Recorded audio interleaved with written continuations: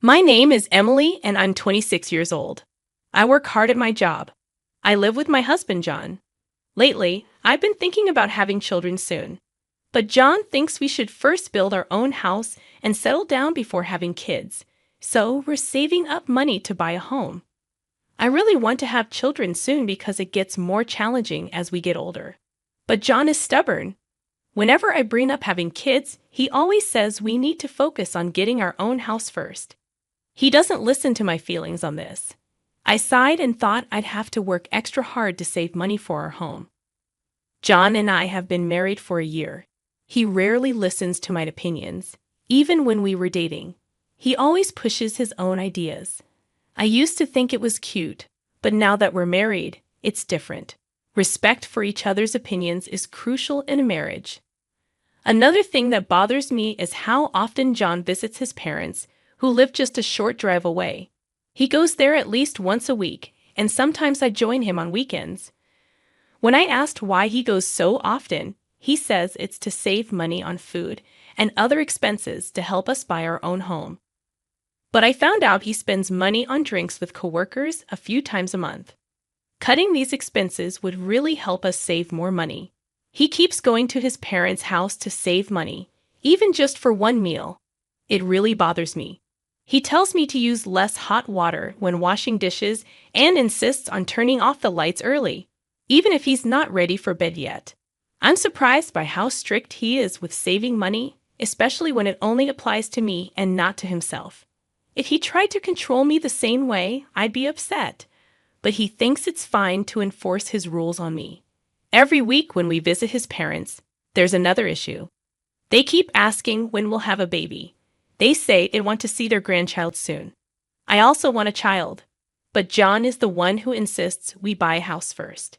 It's not fair for my in-laws to pressure me like this. They should talk to John about it, since he's the one making the decision. I couldn't say anything, and my in-laws kept pressuring me about having a grandchild. After dinner, John said he was going out for a smoke and told me something strange. He said it seemed like I was working hard, but if I wanted to be a housewife, I should quit my job and focus on being a good wife. It felt like my in-laws were blaming me for not being able to handle household chores properly and implying that I couldn't have children because I work. I actually want children the most, but John isn't ready for that yet.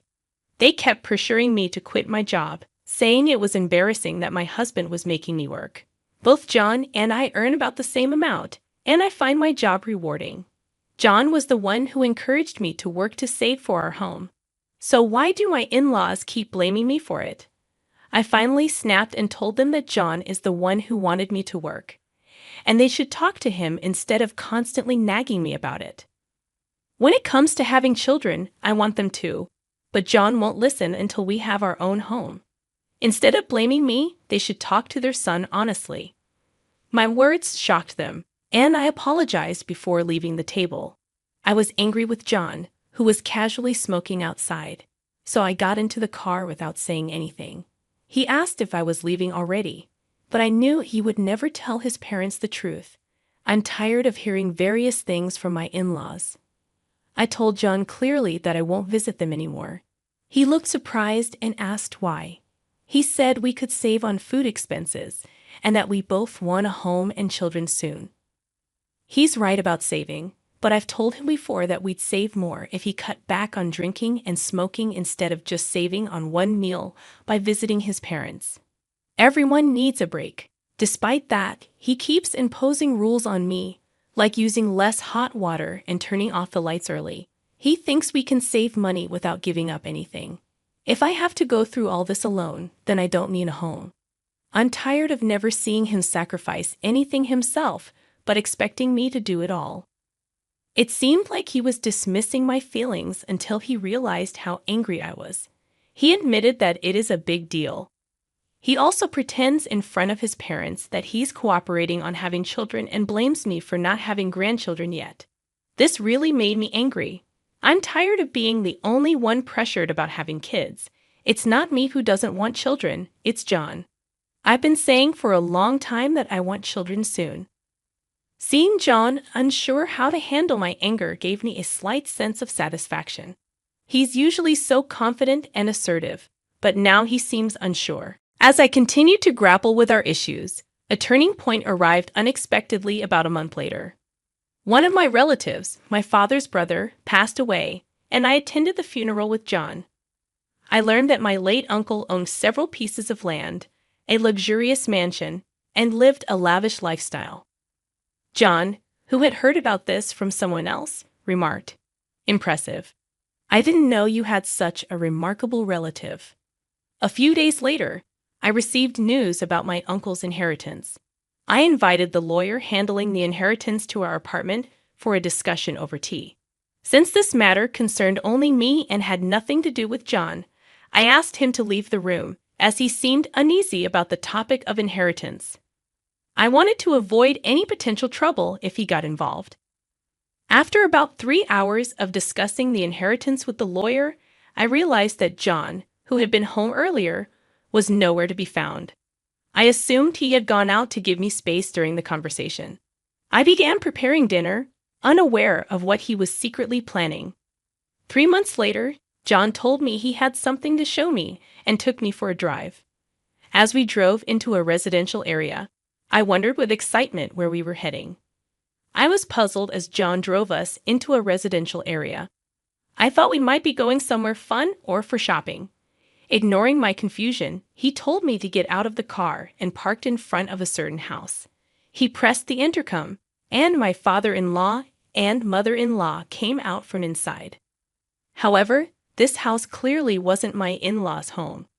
They greeted us and mentioned that they were planning to move into this house by the end of the month. My mother-in-law started making sarcastic remarks, blaming me for not having children and pushing all the responsibility onto John. I glared at John, wondering why he had brought me here after I had said I wouldn't visit my in-laws anymore. He shrugged and said that living together would help bridge the gap between me and his mom.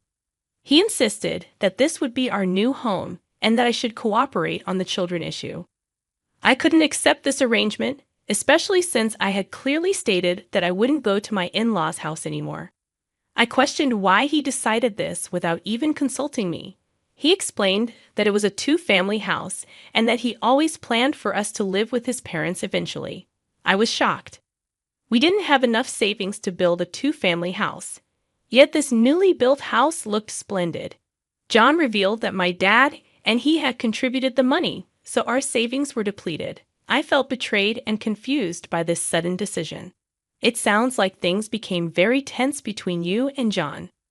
After learning about your uncle's inheritance, John seemed to believe that you had a significant amount of money coming your way, $690,000. He suggested using this money to pay for the two-family house. You rightly felt confused and upset that he assumed control over an inheritance that wasn't even yours yet. When you rejected their proposal, John grew frustrated and even took out a pre-filled divorce form, threatening divorce if you didn't agree to live together. In response, you took the divorce form from him and firmly accepted the idea of divorce, placing the form in your bag and leaving without looking back. You renounced the potential inheritance, surprising everyone with your decision. You headed home, filled out the divorce papers, and began preparing for the move. John later returned, unable to enter because you had locked the door. You asked him to stay at his parents' house for a few days, but he expressed surprise and refused to accept the divorce. It seems like you took decisive action in response to the pressure and manipulation you were facing. If you're feeling overwhelmed or unsure about what to do next, it might be helpful to reach out to someone you trust for support and guidance. It sounds like you and John went through a whirlwind of emotions and misunderstandings. John seemed to have misconstrued the situation about the inheritance and impulsively purchased the two-family house without fully understanding the details. When you explained that the inheritance wasn't as substantial as he thought and that renouncing it was a better decision, he seemed speechless. John expressed regret and frustration, realizing he had made a mistake. He mentioned that his mom had encouraged him to divorce you over the situation, but he admitted that she didn't fully understand the consequences. Despite his pleas to reconcile and live in the new house together, you had already submitted the divorce papers. It's clear that you've made a difficult decision based on the circumstances and your feelings of betrayal. If John continues to plead for reconciliation, it's important to stay true to your own feelings and what you believe is best for your future. Take time to reflect and seek support from trusted friends or family members as you navigate this challenging situation. He looked bewildered and lost, slumping in front of our apartment door after realizing that I had already submitted the divorce papers. While I felt he brought this situation upon himself, I couldn't have him lingering outside forever. I briefly considered sending him away, but I knew I had no time to waste, so I continued preparing for the move. After some time, he left, and I proceeded with the move, informing my workplace about the divorce, especially since my boss had acted as our mediator. I felt obligated to apologize for the divorce and also shared the news with my coworkers during lunch. Suddenly, he burst into my department in front of everyone, claiming it was absurd that I was talking about the divorce. I wished he hadn't mentioned it in front of my colleagues. His supervisor eventually took him away. He assumed that I had disclosed everything about the divorce, including the inheritance issue and our housing plans. This misunderstanding led to him being avoided by everyone.